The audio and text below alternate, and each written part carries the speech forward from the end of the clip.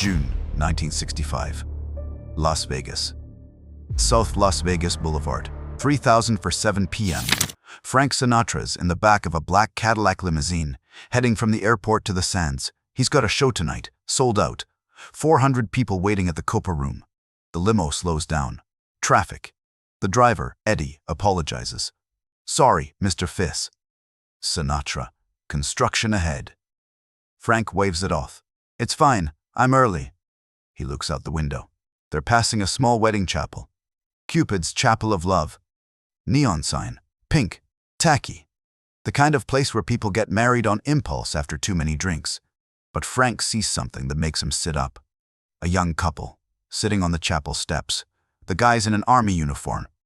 Dress greens. The girl's in a simple white dress. They're not celebrating. They're crying. Frank leans forward.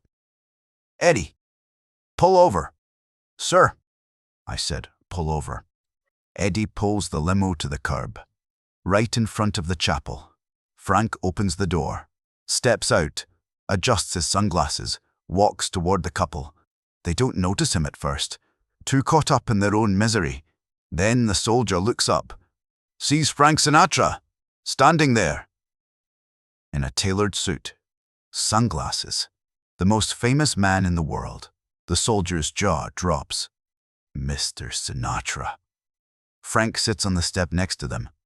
"You two look like you just lost your best friend. What's going on?" The girl wipes her eyes. "We're supposed to get married today, but we can't." "Why not?" The soldier pulls out his wallet. Empty. "I lost my wallet. Somewhere between Fort Hood and here. Had everything in it. Cash. My military ID. The money I saved for 6 months. Frank nods. "That's rough, but you can get a replacement ID. The chapel can work with you." "It's not just the ID, sir. I don't have a ring. We drove 18 hours from Texas to get married in Vegas, and now I can't even give her a ring." The girl takes his hand. "It's okay, Tommy. We don't need a ring." "Yes, we do. You deserve a ring. You deserve everything. And I can't even afford a $20 band." Frank looks at them. This kid, probably 22, in uniform, serving his country. And he's sitting on the steps of a Vegas chapel, heartbroken because he can't afford a wedding ring. Frank stands. "Wait here." He walks back to the limo, opens the door, leans in. The couple watches, confused. Frank comes back, sits down, opens his hand.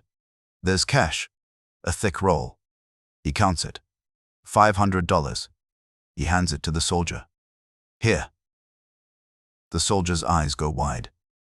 "Mr. Sinatra, I can't." "Yes, you can. And you will.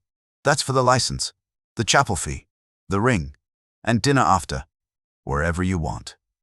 The girl starts crying again, but this time they're happy tears. The soldier's shaking his head. "Sir, this is too much. We can't accept this." Frank looks at him. "You're in uniform. You're serving your country. You think I'm not going to help you get married?"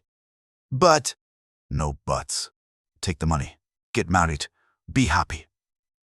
Then Frank does something that makes them both freeze. He takes off his pinky ring. Gold. Diamond. The ring he's worn for 10 years. And he hands it to the soldier. "You said you don't have a ring. Now you do." The soldier stares at the ring in Frank's hand. Gold band. Diamond set in the center. The kind of ring that costs more than 6 months of army pay.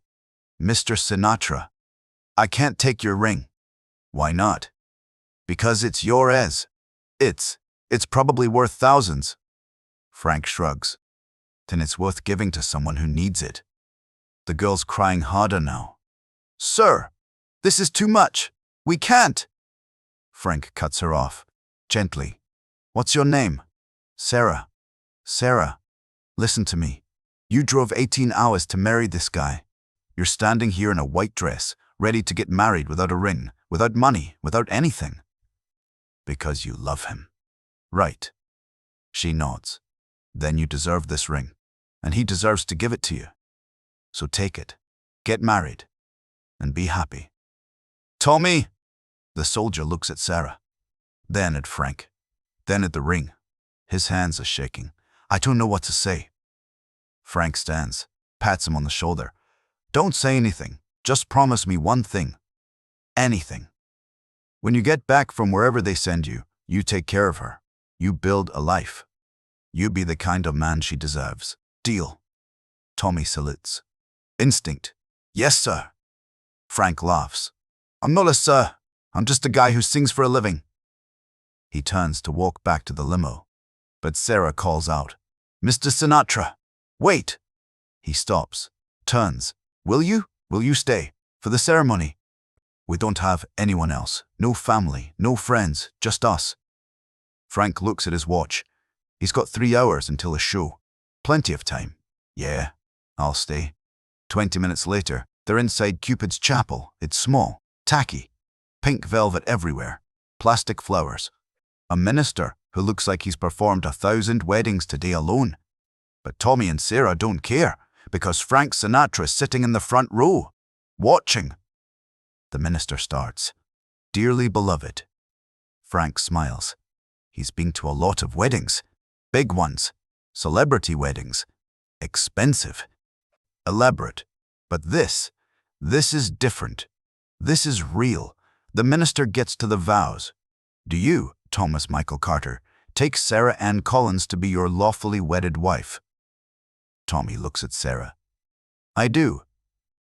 And do you, Sarah, take Thomas to be your lawfully wedded husband? I do. The rings, please. Tommy pulls out the ring. Frank's ring, holds it up. His hand's still shaking. He slides it onto Sarah's finger. Too big. It's a man's pinky ring. But she doesn't care. She's crying, smiling, both at the same time. The minister pronounces them married. You may kiss the bride. They kiss. And Frank stands up, starts clapping. Loud, the only sound in the chapel. The newlyweds turn. See Frank, clapping, grinning. Tommy salutes again. Sarah mouths, thank you. And Frank thinks, this is why I do what I do. Not for the money, not for the fame. For moments like this. After the ceremony, Frank walks them outside. The limo's still waiting. Eddie opens the door. Mr. Sinatra, we need to go. You've got sound check in an hour. Frank nods, then turns to Tommy and Sarah. Where are you headed? We're staying at a motel, down the strip, the Starlight. It's cheap, but... Frank interrupts. No, you're not. He pulls out a card, writes on it, hands it to Tommy. Go to the Sands, front desk, give them this. You're staying in a suite, tonight. My treat. Tommy's eyes go wide. The Sands. Mr. Sinatra, we can't. You keep saying that, and I keep ignoring it. Go. Enjoy your wedding night. You've earned it. Frank gets in the limo, waves, and drives away, leaving Tommy and Sarah standing on the sidewalk, married, in Vegas, with a diamond ring and a suite at the Sands. All because Frank Sinatra stopped his limo. That night, 9:15 p.m. The Copa Room. The Sands. Frank's on stage. Halfway through his set. The room's packed. High rollers, celebrities, tourists, everyone who could get a ticket. He finishes, Fly Me to the Moon. The crowd applauds. Frank adjusts a microphone, looks at the audience. I want to tell you something that happened to me today. The room goes quiet, because when Frank talks between songs, it's always good. I was driving from the airport this afternoon, and I saw this young couple, soldier and his girl, sitting outside a wedding chapel, crying. He pauses, takes a sip of Jack Daniels. So I stopped, asked him what was wrong. Turns out the kid lost his wallet. No money, no ring, no way to get married. Just drove 18 hours from Texas because he wanted to marry this girl in Vegas before he ships out. The audience is listening, captivated. And I thought, here's this kid, serving his country, risking his life. And he can't even afford a wedding ring. Frank looks at his hand. The one that used to have the pinky ring. It's bare now, so I gave him mine. Gasps, murmurs, people looking at each other. Did he just say what we think he said? Gave him $500 too, told him to get married, be happy. And you know what? They did. Got married this afternoon, and right now they're upstairs, in one of our suites, on their wedding night. The crowd erupts. Applause. Cheers. Someone yells, "That's class, Frank." Frank smiles. "I don't know if it's class, but I know this. That kid's going to Vietnam in 2 weeks. And if something happens to him over there, at least he had today. At least he married the girl he loves, and at least she'll have that ring to remember him by." The room goes silent. Because everyone just realized what Frank's really saying. This isn't just a feel-good story, it's a reminder that there's a war happening, and kids are dying. Frank raises his glass. To Tommy and Sarah, wherever they are, may they have a long, happy life together. The audience raises their glasses. To Tommy and Sarah! Frank sets down his drink, turns to the band.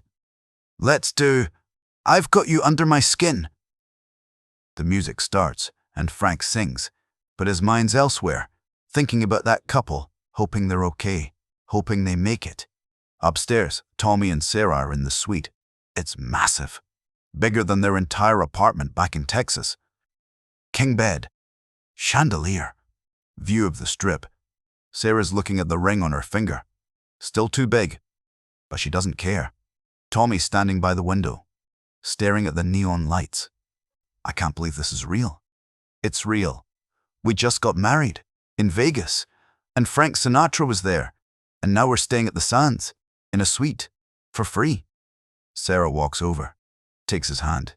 You know what this means, right? What? When people ask us about our wedding, we're going to sound insane. Tommy laughs. Nobody's going to believe us. I don't care if they believe us. I know it happened, and I'll never forget it. She looks at the ring again. Do you think he knew how much this would mean to us? Tommy nods. Yeah, I think he did. They stand there, together, looking out at Las Vegas, the city of dreams, where anything can happen. And today, everything did, because Frank Sinatra stopped his limo and changed their lives forever. But here's what happened after that night, the part nobody talks about. 2 weeks later, Tommy shipped out to Vietnam. 1st Cavalry Division. Sarah moved back to Texas, to wait, to pray, to wear that ring every single day. Tommy wrote her letters. Every week.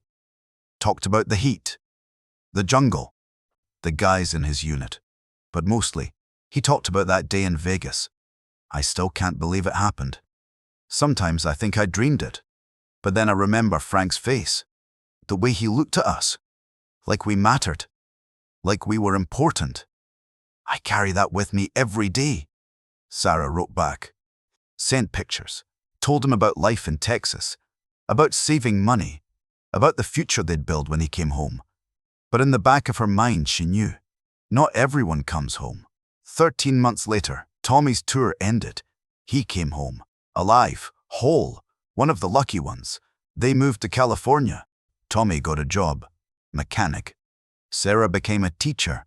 They had 2 kids, built a life. The ring stayed on her finger, always. 17 years after that day in Vegas. Sarah's reading the newspaper, sees an article. Frank Sinatra, performing at Caesar's Palace. Sold out. She looks at Tommy. We should go. To Vegas. Yeah.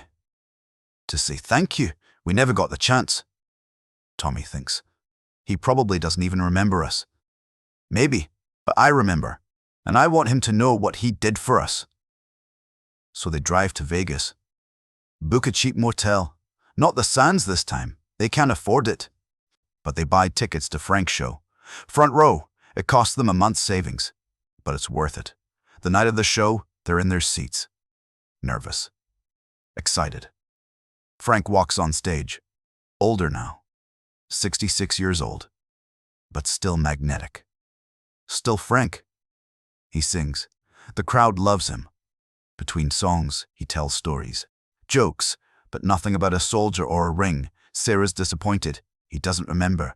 After the show, they wait by the stage door. Security everywhere. They know they won't get through. But then, a miracle. Frank's assistant walks by. Sarah calls out, "Excuse me, can you give Mr. Sinatra a message?" The assistant stops. "I can try. What is it?" Sarah holds up her hand, shows the ring. Tell him Tommy and Sarah from Texas want to say thank you. For the ring, for the wedding, for everything. The assistant looks at the ring. Then at them. Wait here. 10 minutes later, the assistant comes back. Mr. Sinatra wants to see you. They're escorted backstage to Frank's dressing room. The door opens. Frank's sitting there, tie loosened, drink in hand. He looks up, sees them, and he smiles. Tommy, Sarah, I'll be damned. Sarah's crying. You remember us? Remember you. I've told that story 100 times. The soldier and his girl. The ring. Best decision I ever made. Tommy steps forward. Mr. Sinatra, we wanted to say thank you. You changed our lives. Frank stands, shakes Tommy's hand, hugs Sarah. You came back from Vietnam. Hugs Sarah.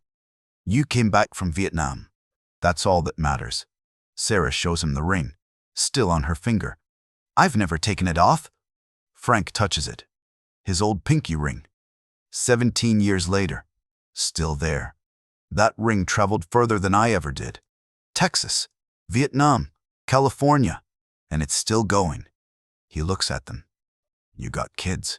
2, a boy and a girl. Good, that's good. You built the life I hoped you would. They talk for 30 minutes.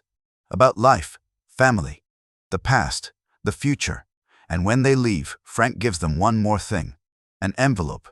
Don't open it until you get home. They wait. Drive back to California. Open it. Inside, $5,000. And a note. For the kids' college. Keep building. Frank, June 1965. The day Frank Sinatra stopped his limo outside a Vegas wedding chapel.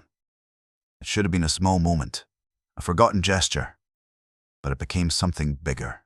Because Tommy and Sarah told their kids, and their kids told their kids, and the story spread. Through family, through friends, through strangers who heard it and thought, maybe I can do that too. That's the real magic. Not the ring, not the money, but the ripple effect. One act of kindness that inspired thousands more. May 1998. Frank Sinatra dies. The world mourns. Tributes pour in. From presidents. From celebrities.